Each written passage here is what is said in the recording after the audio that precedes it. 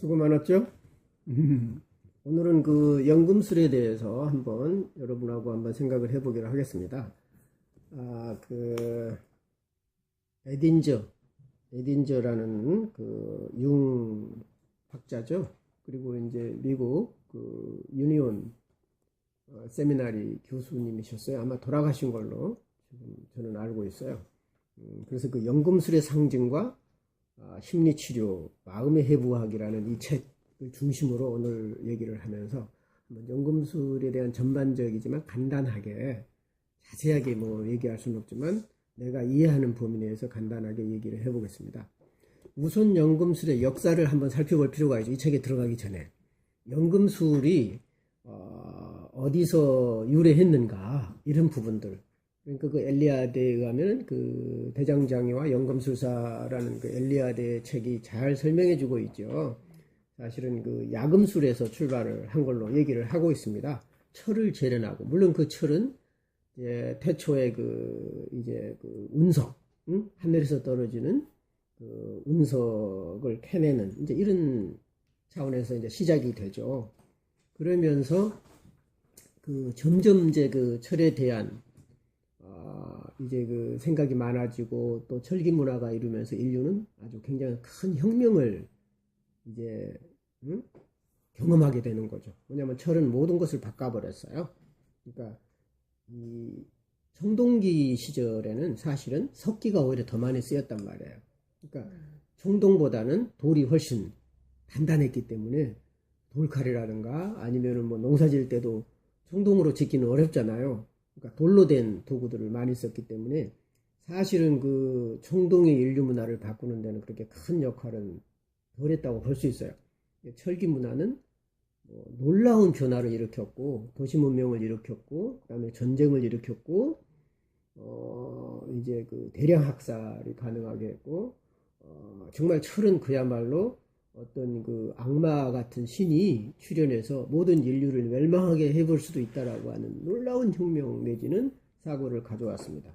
그렇기 때문에 철을 다루는 사람은 그 아주 유능한 사람, 주술사라든가 그다음에 추장이라든가 왕이라든가 그런 왕족에 버금가는 사람만이 철을 다룰 수 있었고, 그 철을 다루는 사람이 세계를 제패할 수 있다라고 하는 이런 생각을 갖게 됐죠. 그래서 이제 우리가 생각하는 현대의 뭐 대장장이는 뭐 별로 알아주지 않는 직업이지만 그 과거의 대장장이는 왕과 버금가는 사람이었다. 이런 생각을 여러분들이 하면 좋겠어요.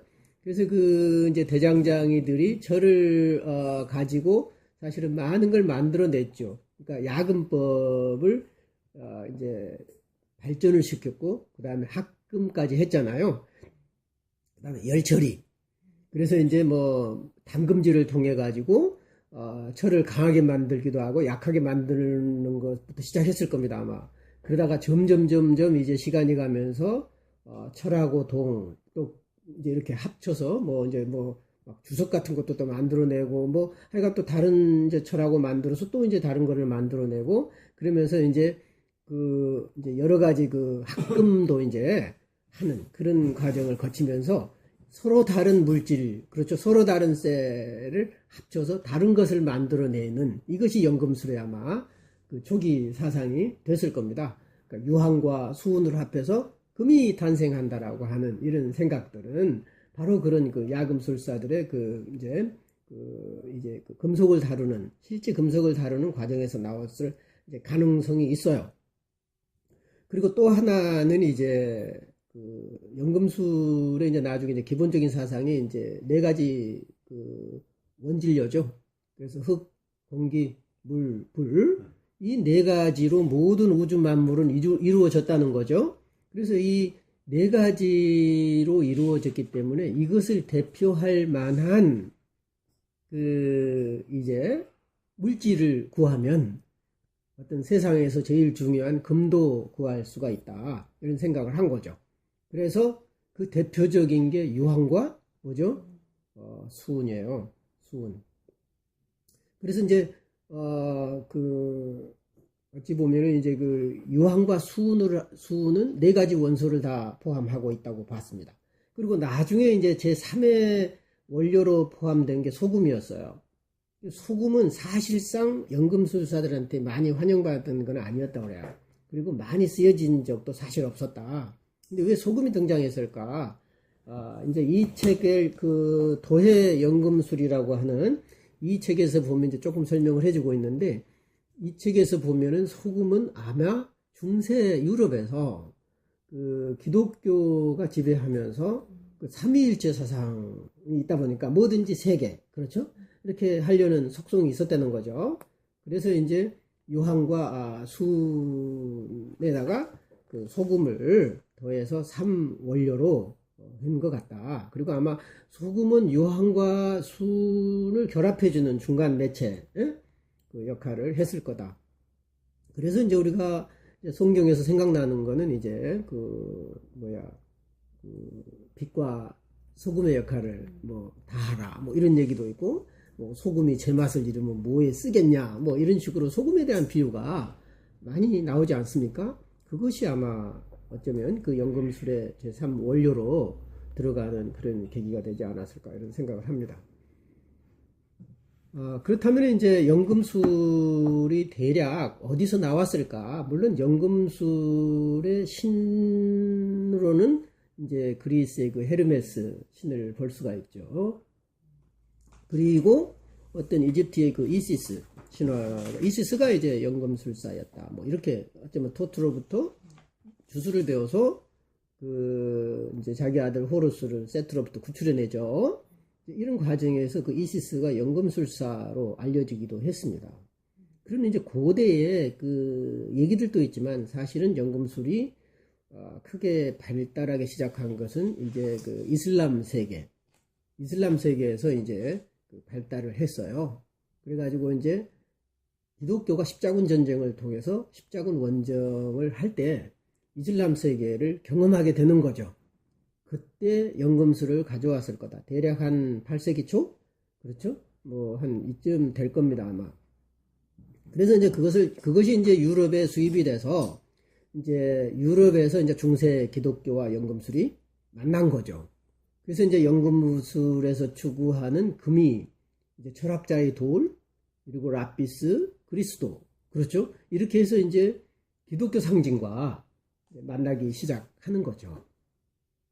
그리고 이제 이것이 이제 그 중국이나 인도 쪽에서는 금을 만드는 것보다 불로장생하는, 영생하는 이런 그 불사약을 만드는 쪽으로 발달을 했습니다. 물론 이제 그 과정에 이제 금도 만들지만 사실은 금 만드는 게 최종 목표가 아니었어요. 그래서 단약이라고도 하고, 그죠?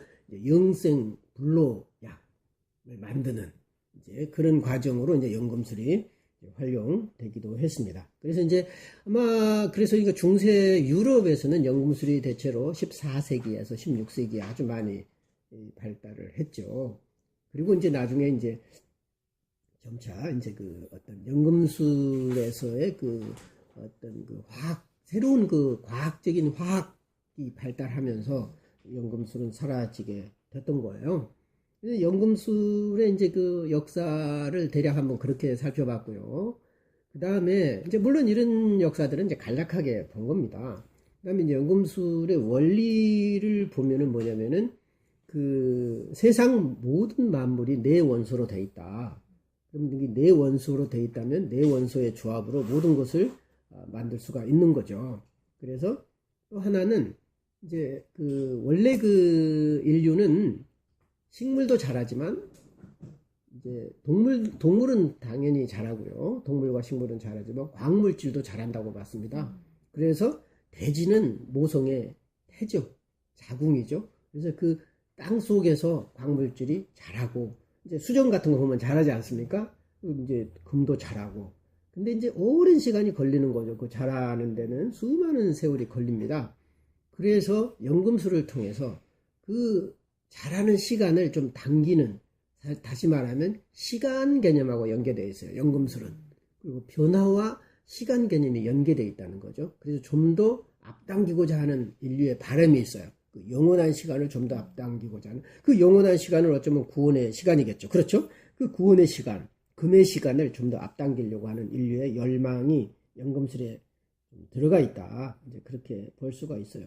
그러다 보니까 어떤 거기에는 온갖 인류가 일으켜놓은 점성술이라든가 주술이라든가 어떤 여러 가지 신비한 사상들, 마법술, 뭐 이런 것들하고 많이 연금술이 돼 있어요. 그 연금술이 그런 사상을 많이 포함하고, 심지어는 이제 뭐 이슬람 세계에서는 이슬람교, 또 기독교 세계는 기독교, 그리고 이제 인도에서는 인도 철학, 그리고 또 중국에서는 유교 문화, 이런 것들을 연금술이, 이제 도교, 특별히 이제 도교 영향을 많이 받았죠. 그래서 이제 그런 사상들을 연금술이 이제 다 통합하고 습수하는 그런 과정을 거치게 되죠. 그렇다면 이제 이제 융심리학에서 융은 왜 연금술을 가져왔는가? 결국은 인간의 정신 세계를 이해하는 데 있어서 융은 그 보편적인 정신 세계를 항상 염두에 뒀어요. 그러니까 프로이드는 어떤 개인 대 개인, 인간의 한 그 개인의 정신 세계에 좀 더 많은 그 역점을 두고 많은 것을 발굴해 내려고 노력을 했다면, 융은 이 개인의 정신 세계가 어디로부터 오는가라고 하는 원형적이고 보편적인 그 정신의 근원을 찾아서 늘 갔던 겁니다. 그 대표적인 게 근친상간의 주제였습니다. 그러니까 이제 그 오이디푸스 컴플렉스라는 얘기죠. 그래서 그 오이디푸스 컴플렉스는 실제 아들이 엄마에게 느끼는 사랑의 감정, 딸이 아빠한테 느끼는 엘렉트라 컴플렉스, 이런 것들이 현실적인 부모하고의 관계에서 실제 일어나고, 그것이 발달 단계에서 잘 소화되고, 그렇죠? 어떤 그 적응적으로 수용되고, 이제 그 소화될 때 그 발달 단계에서 문제 외상이 되지 않고 어떤 그 사랑의 감정이 정상적으로 발달한다고 프로이드는 봤어요. 그래서 그 대상관계를 굉장히, 후기 대상관계 학파에서도 그 실제 부모하고의 관계를 굉장히 중요하게 됐죠. 근데 융은 근원적으로 이 그 근친상간 문제를 다시 보기 시작했습니다. 이게 이제 그 실제 엄마하고의 관계 속에서 마음속에 있는 것이 투사되는 것은 엄마에 대한 투사보다는 인류가 가지고 있는, 태어날 때부터 안고 있는 엄마 이미지가 엄마한테 투사되는 경우가 많다는 걸 발견하게 됐죠. 그렇기 때문에 실제 엄마하고 현실적인 문제에서 해결이 안 되더라도 스스로 안에 있는 인류 자체가 가지고 있는 원형적인 정신세계가 근친상간을 극복하고, 혹은 실제 엄마하고의 근친상간을 거룩한 결혼으로 승화시키고, 어떤 상징적인 결혼이죠. 승화시키고 자기 길을 갈 수 있는 것을 봤어요, 융은. 그러니까 이런 것들에서 사실은 이제 그걸 설명하는 게, 융이 설명하려고 했던 게 바로 그 인격과 전이에서 나타나는 현자의 장미원이에요. 그래서 그 현자의 장미원을 보면은 왜 이 현자의 장미원이 인격과 전이라고 하는 그 책 속에 들어가 있는가? 그것은 다시 말하면 연금술사들은 연금술에서 있는 그 물질들, 그 물질들은 마음에 있는 것들을 물질로 표현했고, 그 물질들은 인간의 마음의 세계를 대변한 거죠. 그래서 마음에 있는 것들이 투사되는 게 전부 물질로 환원되어 있는 거예요. 그래서 그것은 굉장히 이제 근원적이고 원형적이다.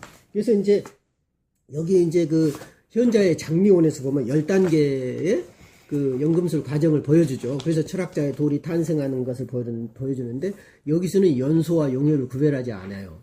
여기서는 어쩌면 용해부터 나오죠. 그렇죠. 여기 이제 물에서 수은이죠. 그래서 이제 여기 메르쿠리우스, 물에서 이제 서로 이제 합쳐지는 장면. 어쩌면 여기는 여기 이제 연기 구름 같은 게 나오니까 연소하고 관련된 내용이 이제 처음에 나옵니다만은, 대체적으로 연소와 용해는 같이 아마 가는 것 같아요.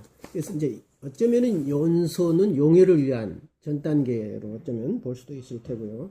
그래서 이 현자의 장미원은 실제 전이라고 하는 것이 상담자와 내담자 사이, 그리고 그것은 현재 실제 엄마나 아버지가 뒤에, 양육자가 뒤에 있다라고 하는 프로이드의 견해를 비판한 거예요, 사실은. 이 전이의 심리학에서 현자의 장미원 가지고 연금술로 융이 보여주려고 했던 것은, 어떤 내담자가 상담자에게 투사한 거는 실제 엄마나 아버지 같은 양육자를 투사하기도 하지만, 그 이면에 있는 원형적 부모상을 투사하는 경우가 더 많다는 거죠.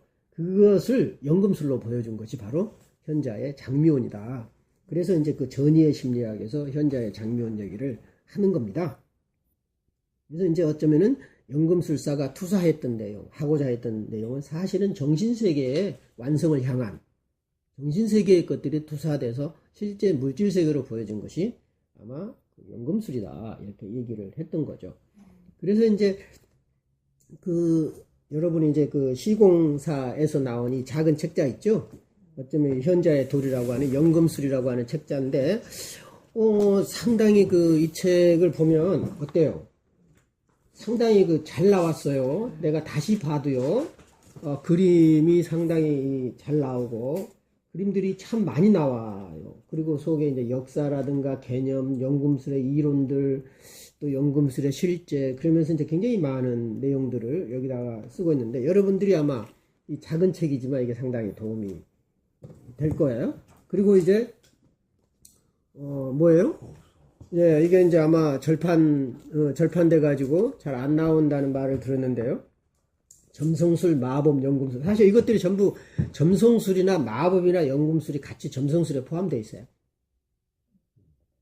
이 연금술의 원리에 이제 그 점성술도 나오고요. 그 다음에 이제 어떤 마법 주술에 관련된 이런 것들이 이제 게재가 돼 있다는 거죠. 그러면서 이제 뒷부분 세 번째 파트에 이제 연금술 파트가 쭉 나오죠. 그러면서 여기서는 이제 다양한 이제 주제로 그리스도 라피스, 연금술과 사투르노스, 자연, 원소, 금속, 동물 이런 식으로 해서 다양하게 이제 이 설명을 이거는 해놨는데 조금 보조적인 수단으로 볼 것 같아요. 그리고 이제 우리 이제 융 전집에서 이제 해놓은 게 뭐죠? 6번째 연금술에서 본 구원의 개념이죠. 여기서 보면은 이제 연금술에 대한 얘기를 참 많이 합니다. 이게 이제 융 전집으로 보면은 이제 전집 12권째 이제 나오는 거죠. 그래서 이제 여기에서 보면 연금술의 기본 개념, 연금술 작업의 정신적인 특성, 또 작업, 원진료, 라피스, 그리스도의 유래, 그 다음에 이제 종교사적인 틀에서 본 연금술의 상징, 이런 식으로 해서 이 책이 나와 있어요. 상당히 융 원전이기 때문에 이걸 많이 봐야 될 것 같아요.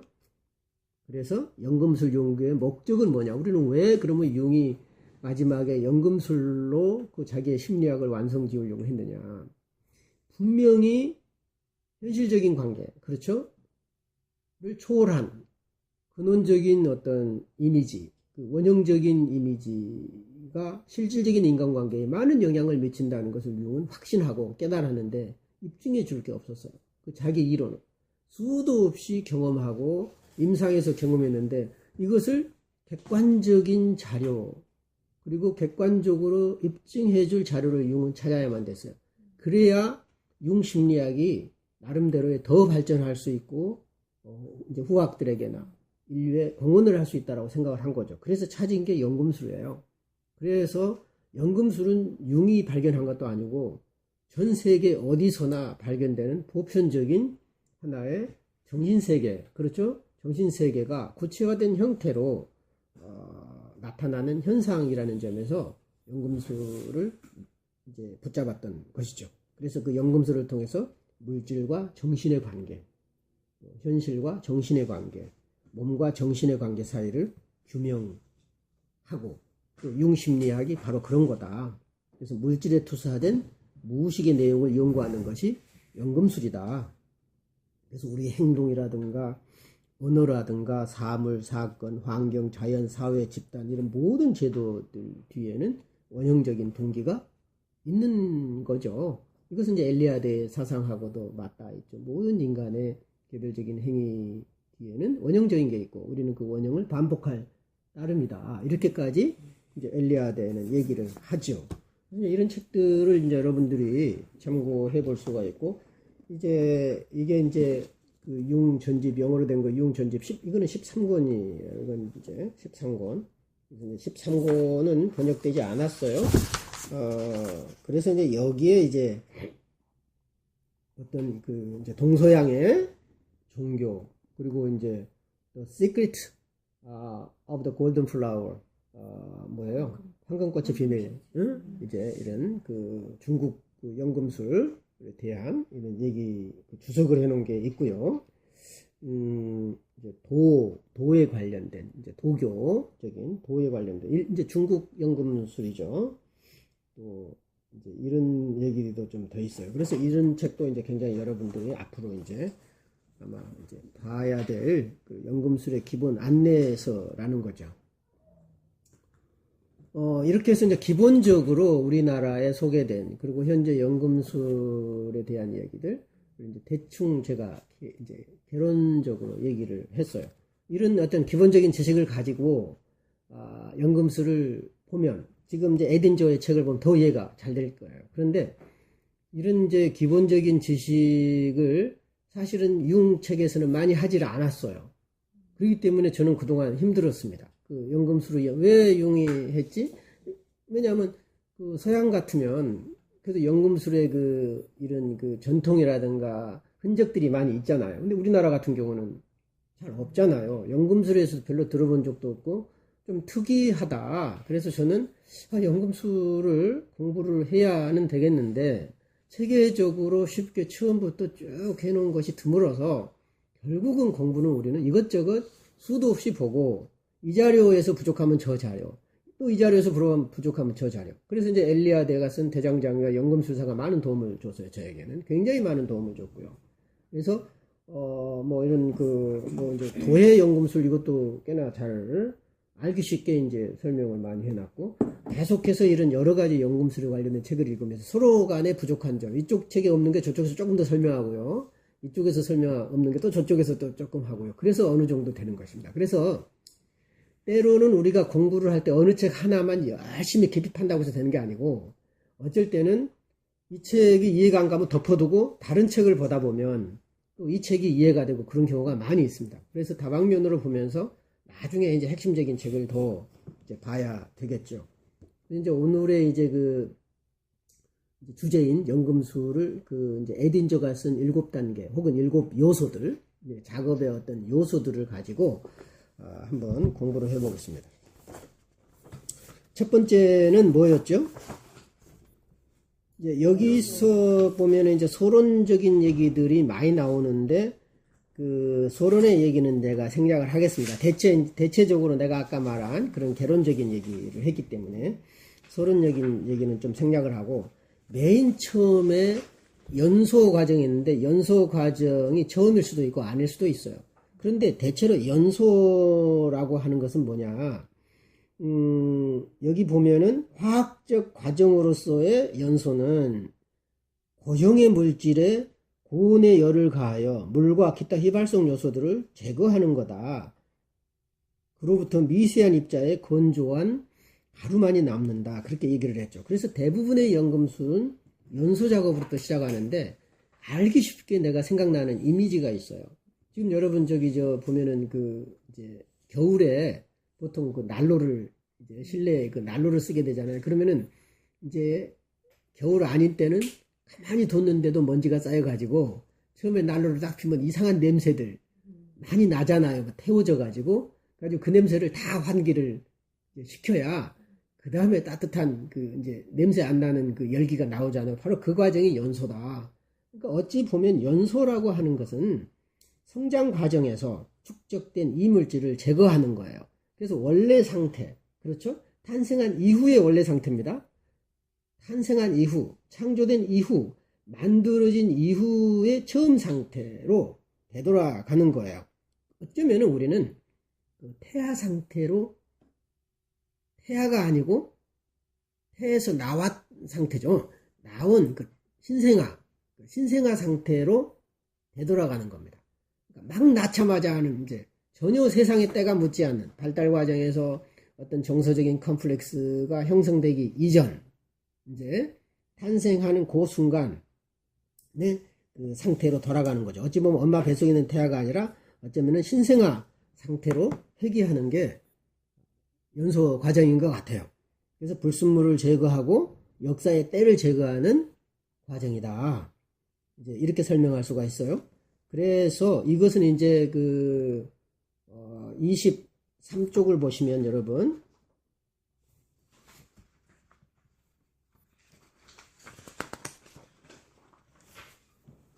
이제 여기 보면은 뭐죠? 늑대가 왕을 이제 잡아 먹는 거죠. 그래서 이 늑대라고 하는 게 뭐냐? 어쩌면은 이 늑대라고 하는 게 그 왕이라고 하는 존재를 신생아 상태로 되돌리게 하는 존재가 늑대로 나옵니다.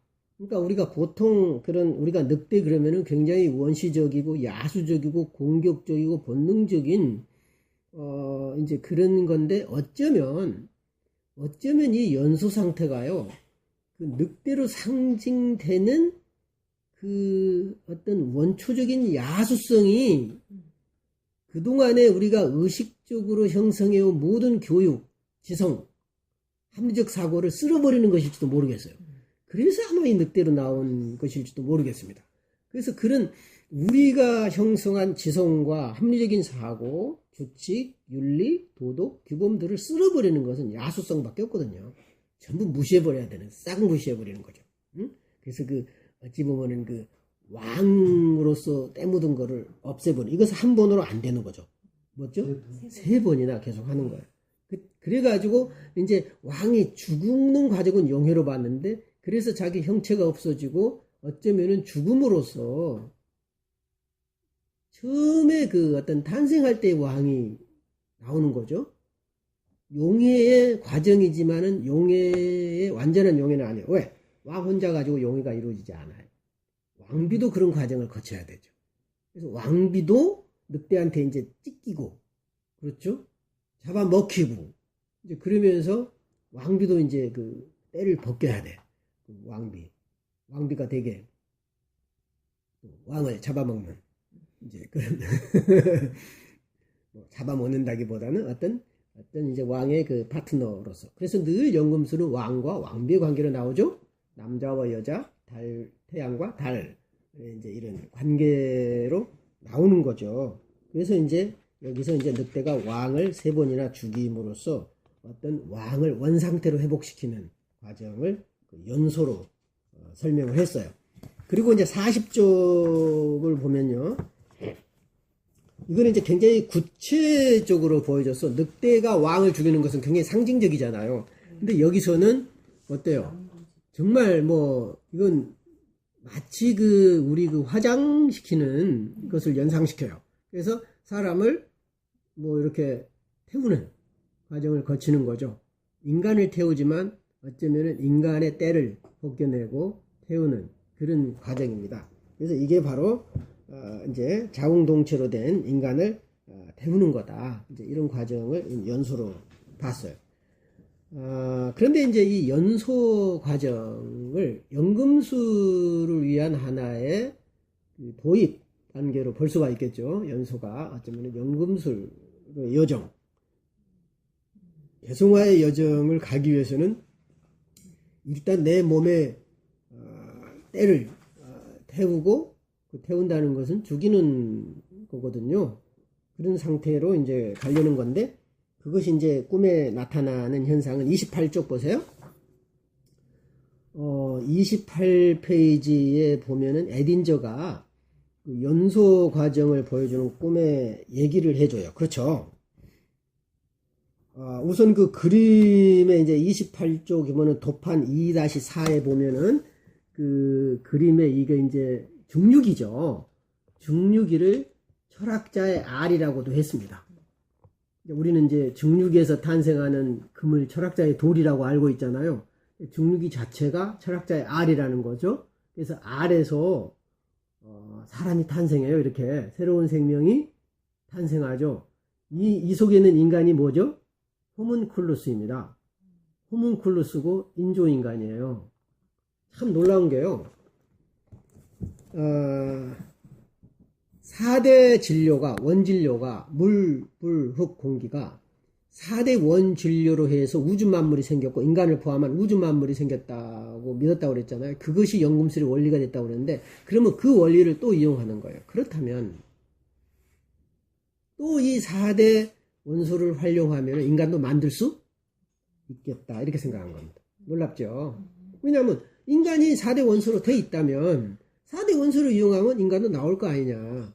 그것이 요즘 그 복제인간이죠. 와, 난 놀라웠어요. 그 복제인간이 어떤 연금술사들, 고대 인류들이 갖고 있는 모든 그 인간을 비롯한 우주 만물은 4대 원소 이제 원질료로 되어 있다라고 하는 거죠. 그렇다면 그것을 재조합하거나 다른 방법으로 하면은 또 그 인간도 만들 수 있고 어쩌면 우주도 만들 수 있는 이제 그런 그 이제 새로운 창조를 할 수 있는 이제 이런 게 되는 거죠. 그래서 유황은 이제 영혼을 상징하고요. 그다음에 수는 정신을 상징하고 소금은 육체를 상징한다. 이제 이런 식으로 설명을 했던 거죠.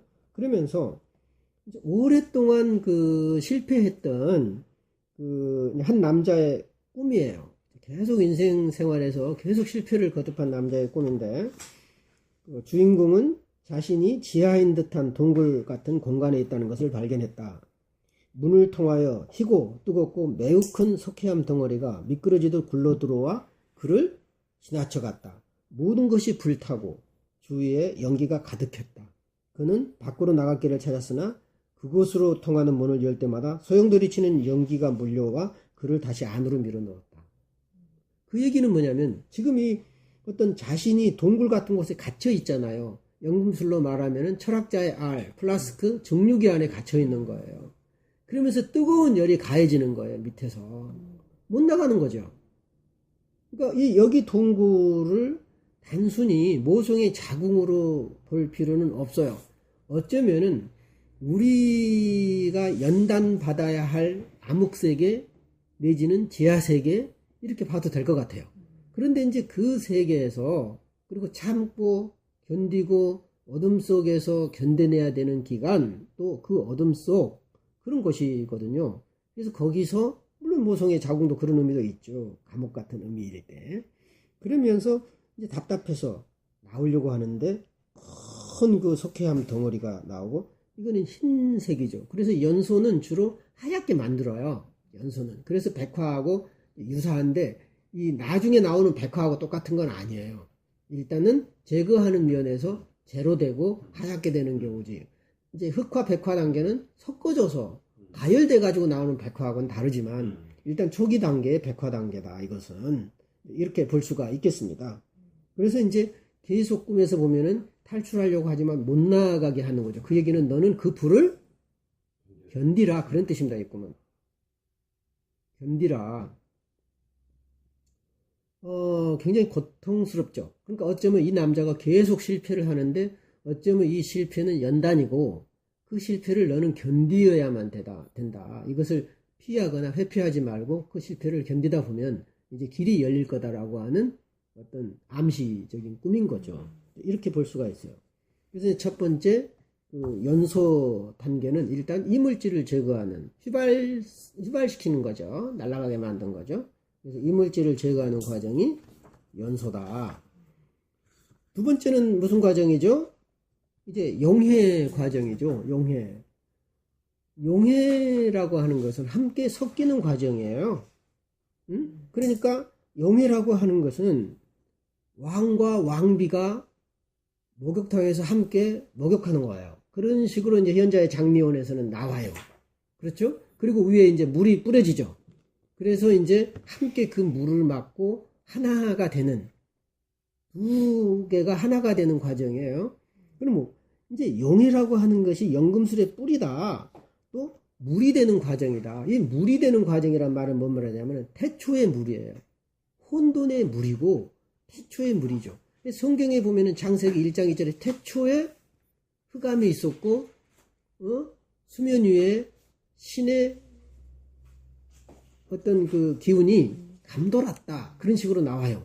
그러면서 창조 이전의 혼돈 상태로 돌아가는 것이 용해입니다. 용해. 자, 이제 굉장히 이제 이해가 되죠. 연소는 창조된 이후에 신생아 상태로 돌아가는 거고 그 신생아까지 없애버리는 것이 용해예요. 그러니까 내가 태어날 당시에 순수한 상태로 돌아가는데 이제는 그 순수한 상태마저 없애버리는 거죠. 그 얘기는 뭐냐면은 왕은 왕의 순수한 상태로 돌아가는 게 연소고, 왕비는 왕비대로의 순수한 상태로 돌아가는 게 연소입니다. 그러나 왕은 남자로서 남아있어요. 그렇죠? 왕비는 여자로서 남아있지요. 근데 이 둘이 합해져서 태초의 물 속에 들어가는 거예요. 혼돈 속으로 들어가는 거죠. 그러면 왕이라고 하는 도 없어지고, 왕비도 없어지고, 남자도 없어지고, 여자도 없어져서 하나의 인간이 탄생하고 그 하나는 자웅동체가 되는 거죠. 그래서 양성구유 상태로 돌아가는 겁니다. 그래서 태초 상태로 가는 거예요. 창조 이전 상태로 가는 거다. 그래서 이것은 뭐냐면 원진료 상태로의 회귀다. 자, 남자로 만들어주고 여자로 만들어준 이전에 어쩌면은 내 원소 상태로 가버리는 거죠. 그렇죠. 내 원소, 흙, 물, 공기, 불이 섞여 있어서 혼돈의 상태에서 그것은 모든 것을 창조하는 원질료인 거예요. 혼돈의 원질료. 그러니까 카오스죠. 케이아스. 카오스 상태로 가는 게 용의 과정인 거예요. 이것은 분리되기 이전 상태, 남자와 여자와 분리되기 이전 상태, 그렇죠? 태아 이전의 상태, 양성구유 상태로 가는 거고, 액화 상태, 물의 상태로 가는 거죠. 태초의 물의 상태로 가는 겁니다. 어쩌면은 나는 이것은 의식적인 통합이라기보다는 혼돈 상태의 무의식적인 통합 같아요. 합일의 개념보다는 통합의 개념이 좀 더 가깝다. 그리고 이것은 개성화를 위한 시작점이다. 이게 그야말로 시작점인 거죠. 연소는 준비 단계라면, 그렇죠? 어쩌면 이것은 개성화를 위한 시작 단계다. 그래서 이제 그림을 보면요, 63쪽에 이제 보시면은 여기에 보면은 이제 도판이 왕과 왕비가 욕조에서 이제 걸쳐 이렇게 서로 이제 이거 어떤 생명수죠, 그죠? 생명수를 걸쳐서 만나는 거죠. 그 위에 비둘기가 내려오죠. 그렇죠? 비둘기가 사랑의 상징이기도 하고 둘을 맺어주는 역할을 합니다. 또 영혼의 상징이기도 하죠. 그래서 어쩌면은 이제 물질이 죽고 영혼이 탄생하는 단계이겠습니다. 이게 용해가. 그렇죠? 두 물질이 용해돼서 죽고 어쩌면은 영혼이 탄생하는 이제 그런 단계일 수도 있어요. 어떤 물질에서 어쩌면 이제 영혼으로 가는 그런 단계이기도 하겠죠. 그 다음에 보면은요, 91쪽에 보시면, 여기에 이제 바로 이제 현자의 장미원에서 나온 그림이에요. 현자의 장미원. 그래서 이제 현자의 장미원에서 보면은 이제 이제 왕과 왕비가 있고 위에 구름에서 물이 떨어지는, 이게 이제 바로 용해 과정이다. 그러면서 이 용해를 보여주는 꿈이 이제 84쪽에 있는데요.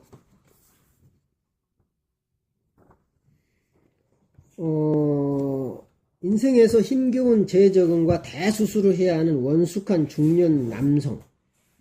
이제 이혼했는데 정말 이제 힘겹게 다시 적응을 하고 또 큰 수술을 이제 해야 되는 그런 이제 중년 남성이고, 또 이제 이혼까지 한 사람인데 꿈에 나타난 거죠. 세상 사는 커다란 그릇, 연금술의 어떤 도가니 같은 느낌이죠. 세상 사는 커다란 그릇 같아 보인다. 거대한 홍수가 일고 댐 같은 것이 무너져 모든 것이 매몰돼 버려요. 모든 것이 홍수가 일어난다라고 하는 것은 정서적인 큰 폭풍이기도 하지만 모든 것이 합쳐지는 거예요. 막 쓰레기든 뭐 좋은 거든 뭐 홍수 나오면 뭐 다 합쳐져 버리잖아요. 엄청난 지각 변동이자 재앙입니다. 점점 불어나는 물에 모든 것이 휩쓸립니다. 내가 이제 그 스위스 유흥연구소에서 가가지고 처음 꾼 꿈이 대홍수 꿈을 꿨거든요. 그래가지고 그걸 건너가야 되는데 막 물살이 너무 세가지고 겨우겨우 그 건너가니까 그 언덕 위에, 사실은 유흥연구소는 평지에 있어요. 평지에 있는데 꿈에서는 언덕 위에 있는 거죠. 유흥연구소. 그러니까 그 이제 거대한 물살이 막 홍수가 해서 흙탕물이 막 밀려 내려오는데 그것을 어떻게 겨우겨우 건너가서 내가 이제 유흥연구소로 가는 꿈을 꿨거든요. 어떤 대변환, 인생에 있어서 대변환이 일어날 때 이런 홍수가 많이 나타나고, 이것은 일종의 이제 나를 죽이고 그 홍수 속에 내가 파묻히는 용의 과정인 거죠. 그렇죠. 그래서 우리는 대홍수가 닥치기 전에 도망쳤고 몇몇은 그곳에서 탈출한다. 마치 새로운 시대 속에 있는 듯하다. 이것이 커다란 천구 속에서 비춰진 세상사이다.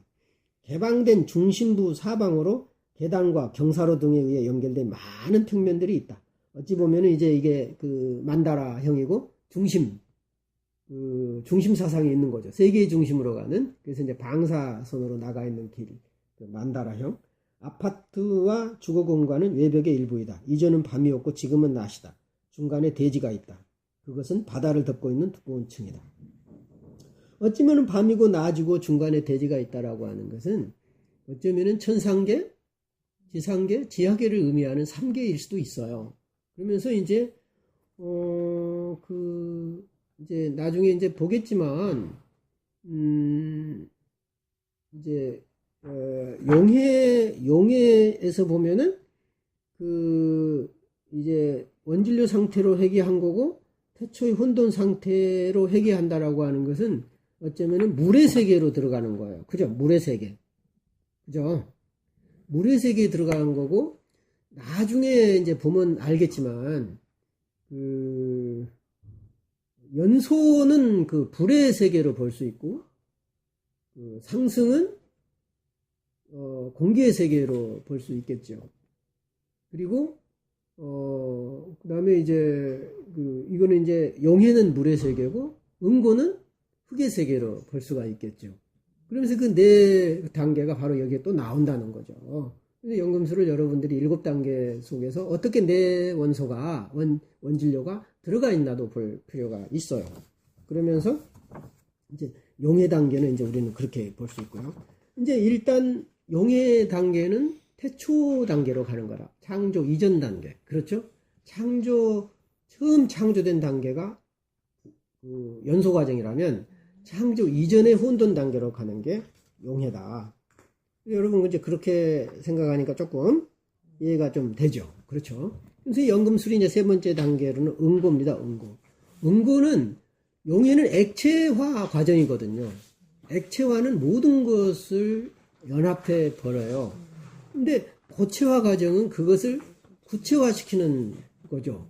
그래서 이제 우유 상태에서 치즈가 되는 과정이라고 볼 수 있겠죠. 그래서 이제 어떤 우유는 그 안에 많은 것들이 있죠. 그렇죠. 어떤 이제 소나 양에서 나온 우유에다가 공기, 또 수분 중에 있는 어떤 박테리아, 그렇죠? 이런 모든 것들이 들어가지 않겠습니까? 그래가지고 그 액체 상태에서 그 다음에 이제 응고되는 상태가 구체화된, 그러니까 액체 상태는 아직은 형체가 분명하지 않고 유동적이에요. 액화 용해 상태는 유동적이라는 거죠. 근데 응고는 육화된, 구체화된 상태죠. 아까 말한 로고스, 말씀이 육신이 돼서 왔다. 예수 그리스도가 이 땅에 오신 것은 어쩌면은 이미 선재한 지성, 그렇죠. 로고스가 구체화된, 사람들이 볼 수 있는, 그러니까 하나님이 보이지 않는 하나님이 보이는 하나님이 됐다. 이런 거죠. 보이지 않는 하나님은 어쩌면 액체 과정으로 볼 수 있을 테고, 보이는 하나님은 응고 과정으로 이제 볼 수 있는 거예요. 그것을 하나의 성육신의 사건으로 이제 설명을 하는 거죠. 이것은 구체적으로 얘기를 하면은 현실과의 조화 상태다. 난 이렇게 봐요. 그러니까 응고 상태라고 하는 것은 뭐냐면은 나름대로의 신념을 갖는 거죠. 그렇죠. 이것은 온전한 신념이 아니고 완벽한 신념도 아니에요. 나름대로 어떻게 현실과 조화를 이룰 거냐. 그 얘기는 뭐냐면 현실 속에는 밝은 면과 어두운 면이 같이 있죠. 이 두 양면을 원형이 반영된 그 밝은 면과 어두움의 실제가 현실 속에 있는데 그 현실 속에서 그 양면을 경험하는 단계가 응고 단계예요. 이 양쪽을 경험하기 위해서는 나름대로의 신념이 있으면 안 돼요. 신념이 없으면 안 돼요. 그 신념이라는 게 뭐냐? 악과 동침하는 것. 악과 부조리와의 동거. 적과의 동침이 어찌 보면. 그러니까 어찌 보면은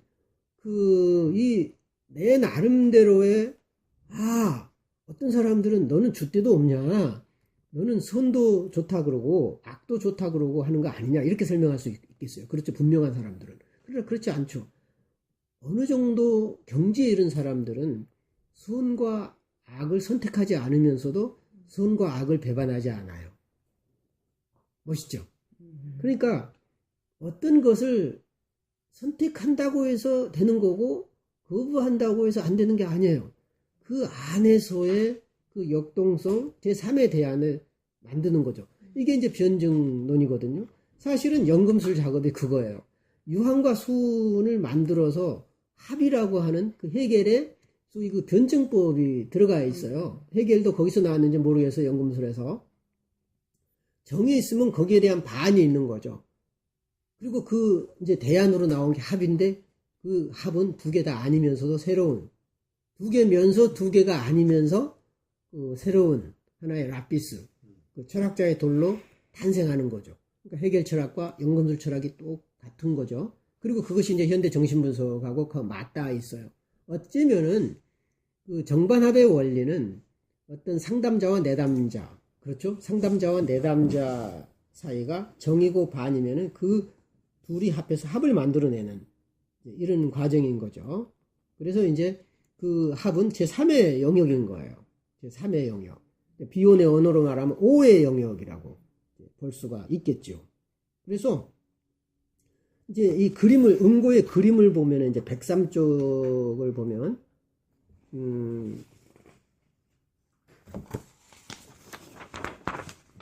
참 재미난 그림이죠. 독수리가 이제 다 세상에 있는 동물과 사슬들을 사슬로 묶어요. 이 사슬로 묶는다라고 하는 것은 뭐죠? 독수리는 태양의 상징이잖아요. 내 안에 있는 동물적 속성, 그리고 혼돈된 상태를 묶어서 어떤 그 예측 불가능한 일을 일어나지 않도록 어느 정도 조절하겠다는 의식의 확장으로 볼 수 있어요. 어쩌면 이 독수리의 통찰력. 그렇죠? 그러면서 이것이 이제 응고 과정이다. 상당히 구체화된 그런 과정이고, 이것은 이제 그 다른 상징이 이제 이전에 연소 과정에서도 나오는데요. 아까 내가 이제 보여주지 않는 그 연소 과정에서 사자가 태양을 먹는 것이 있는데 이 그림에서는 나타나지 않아요. 근데 에딘제는 얘기를 하거든요. 그러니까 이제 이거는 제가 보여드리겠습니다. 왜냐하면 이것하고 조금 이제 상반되는 그림이면서 상징성이 있기 때문에 이제 여러분들에게 이제 보여드리려고 하는데요.